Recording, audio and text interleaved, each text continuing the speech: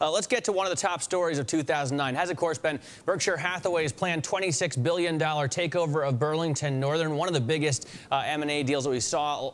Well, I was going to say last year already, but this year still. Now you can take advantage of Warren Buffett's deal. And joining us to tell you how is Sachin Shah. He's a special situations and merger arbitrage strategist at Capstone Global Markets. Sachin, thanks for joining us. Thanks, Matt.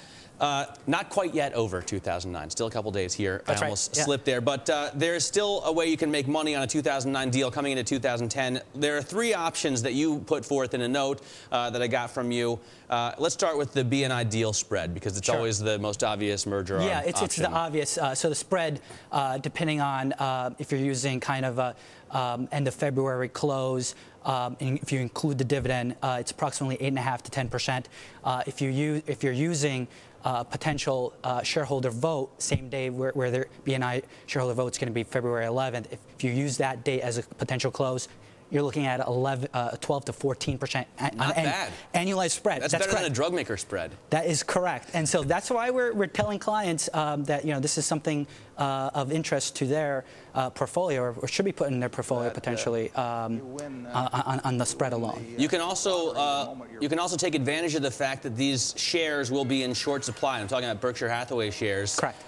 Tough to borrow. How can you take advantage of that? Well, the way what's going to happen is shareholders are going to have to elect what they want, cash or stock. Right now, it's 60% cash, 40% stock that they're going to pay out based on the terms of the transaction. And so there's going to be a 10-day, 2 days prior to the February 11th shareholder vote, there's going to be a 10-day trading period. And that 10-day trading period is of importance because that's going to determine not only what the exchange ratio that shareholders are going to be getting of Berkshire Hathaway A, but as well as some of B. And so that in itself could cause a trading opportunity for both the A and the B, but as well as shareholders need to lock in because they're going to be getting Berkshire Hathaway stock or some form of it. They need to short that A or B. And so the borrow, because of the liquidity, as well as the corporate insiders may not lend those shares out, they have to kind of prepare themselves for this, supply and demand potential imbalance going into it. Correct.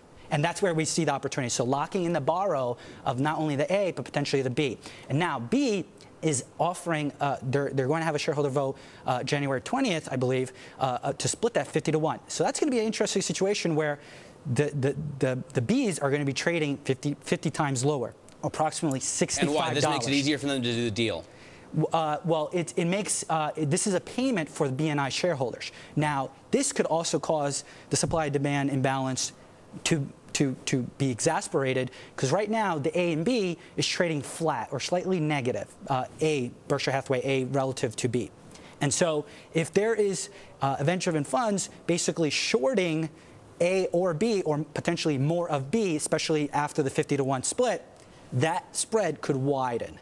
And you're talking about the spread between Berkshire A shares and Berkshire B shares, correct, yes, which typically have a constant spread. Flat, yes. And Warren Buffett himself says you could take advantage of the spread anything over 2%, right? Correct. You're right on the money. And so I think 2 times in the past 2 years, excluding the Lehman Brothers collapse late last year, as well as in February, the spread went as high as 7.5%.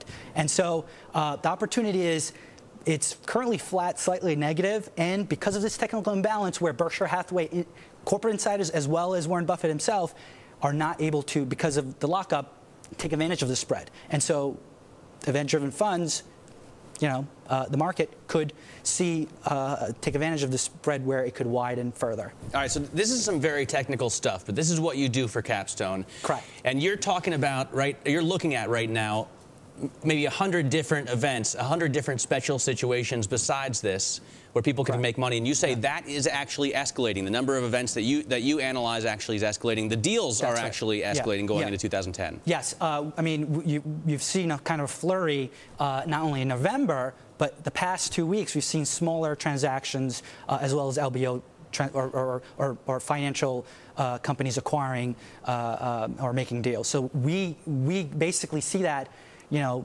going into 2010, boards have to kind of make decisions. They potentially have their own value as far as their stock appreciating to use as currency for transactions where they didn't have that opportunity before, in addition to the cash.